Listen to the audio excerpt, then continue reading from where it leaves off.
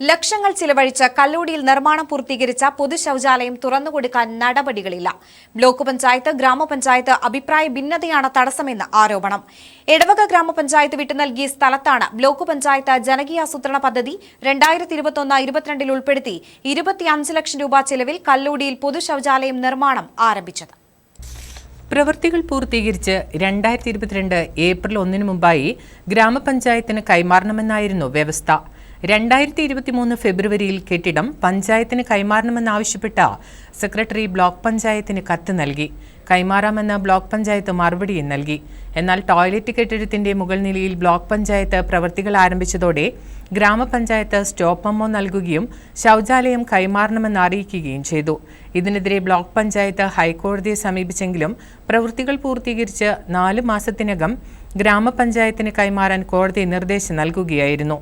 എന്നാൽ മാസങ്ങൾ പിന്നിട്ടിട്ടും ഉത്തരവ് നടപ്പായില്ല.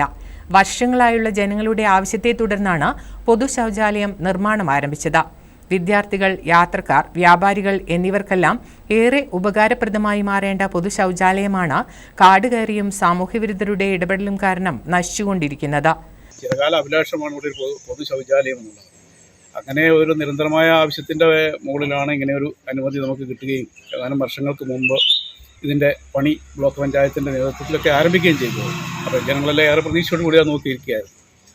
പക്ഷേ അത് പിന്നെ വന്ന് എന്താ രാഷ്ട്രീയമാണോ എന്താണ് ഇതിൻ്റെ പിന്നിലുള്ള കാരണങ്ങളെപ്പറ്റിയൊന്നും എനിക്കറിയില്ല. ഏതായിരുന്നാലും ഇപ്പോൾ 3 വർഷമായി 25 ലക്ഷത്തോളം രൂപ ബ്ലോക്ക് പഞ്ചായത്ത് മുടക്കി ഏകദേശം പണി പൂർത്തീകരിച്ച ഈ ടോയ്ലറ്റ് പൊതുജനങ്ങൾക്ക് തുറന്നു കൊടുക്കാൻ ഇനിയും വൈകുകയാണ്.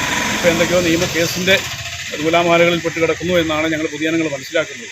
രാഷ്ട്രീയം എന്തുമാകട്ടെ, പക്ഷേ ഇങ്ങനെ ഒരു പൊതുസ്ഥാപനം ഇങ്ങനെ കിടക്കുന്നത് ഈ നാടിന് നാണക്കേടാണ്. അതേസമയം തദ്ദേശ സ്വയംഭരണ സ്ഥാപനങ്ങൾ തമ്മിലുള്ള ശീതസമരമാണ് ശൌചാലയം പ്രവർത്തനം ആരംഭിക്കുന്നതിന് വൈകാൻ കാരണമെന്നും ആരോപണമുണ്ട്. News bureau, Mananthavady.